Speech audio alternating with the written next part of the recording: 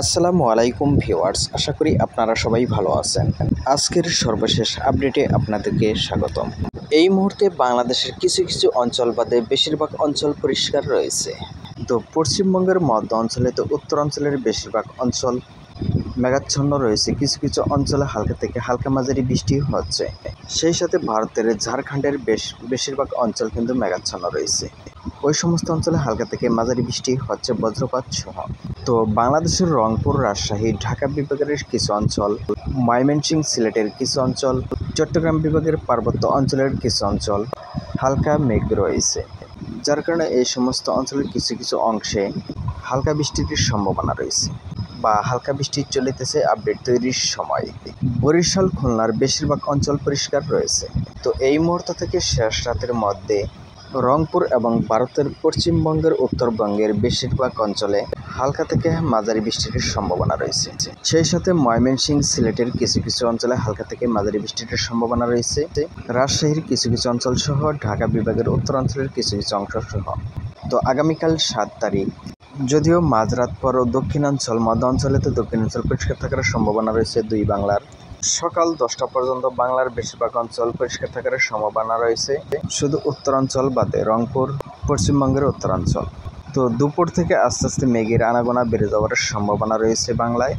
বিশেষ করে বাংলাদেশের প্রায় সবকটি বিভাগে মেঘের আনাগোনা বেড়ে যাওয়ার সম্ভাবনা রয়েছে, পশ্চিমবঙ্গ, ত্রিপুরা, শিলচর সহ। তবে হালকা পাতলা বৃষ্টির সম্ভাবনা রয়েছে, হালকা বজ্রপাত সহ। তবে এই বৃষ্টিগুলো ছোট ছোট বৃষ্টির সম্ভাবনা রয়েছে, যেরকমটা আজকে ছিল। আপনার পাশের গ্রামে বৃষ্টি হচ্ছে, আপনার গ্রামে হচ্ছে না, এরকম। যার কারণে একই জেলার কোনো কোনো উপজেলায় বৃষ্টি হচ্ছে, কোনো কোনো উপজেলায় বৃষ্টি হচ্ছে না, এরকম পরিস্থিতি থাকার সম্ভাবনা রয়েছে। বা কিছু কিছু উপজেলায় বৃষ্টি নাও হতে পারে ছোট ছোট মেঘের কারণে।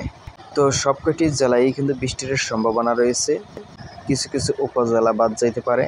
তো পরবর্তী দিনগুলি, তো 8 তারিখে আরও বৃষ্টি কমে যাওয়ার সম্ভাবনা রয়েছে, নেই বললেই চলে।